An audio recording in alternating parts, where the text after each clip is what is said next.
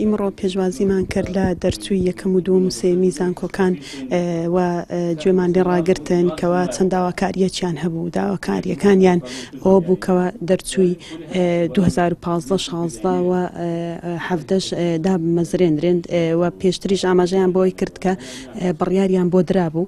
وەزیری خوێندنی باڵا بڕیاری دابوو کە دایان بمەزرێنێ، بەڵام ئێستا دیارە حکوومەت دەڵێ ئێمە هەر تاتوی دامەزراندنی ئەو دەرچوانە دەکەین.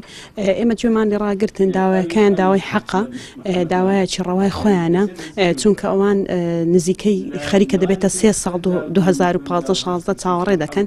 بۆیە ئێمە بەڵێنمان پێدان کە بەدواداچوونی بۆ بکەین و کاری لەسەر بکەین و وەکو ئەرچی خۆمان وەکو پەرلەمانتار لە پەرلەمان کە پرۆژه یاسای حکوومەت کە پرۆژەیەکە دێتە پەرلەمان دوای هەڵبژاردننی دەستەی سەرۆکایەتی پرۆژه یاسای بودجە لە پرۆژه یاسای بودجە جێ بکەینەوە بە قانونی بکەین. زۆر سوپاسیان دەکەین لە پێشدا بەتایبەت سەرۆک فراکسیۆن مامۆستا عەبدولستار و تەواوی ئەندامانیان هەوڵێکی زۆریان بۆ ئێمەدا بۆ بابەتی جیاکاری کە سوپاس بە خوددا و پاڵپشتیوانیش بابەتی جیاکاریەکە لە ئارادا نەما، بەڵام لە ئێستادا خەریکە دەستەی ئەنجومەن بەڕاستی غەدرمان لێ دەکەن و خەریکی جیاکاریەکین. ئێستاش فراکسیۆنی کۆمەڵ بەڵێنی پێداوین کە پاڵپشتی تەواومان بن لە پەرلەمانی کوردستانەوە هەرچی لەتوانیاندا بێت بۆ خزمەتی ئێمە بکەن و بە ئەوەی مافی خۆمان بەدەست بهێنین.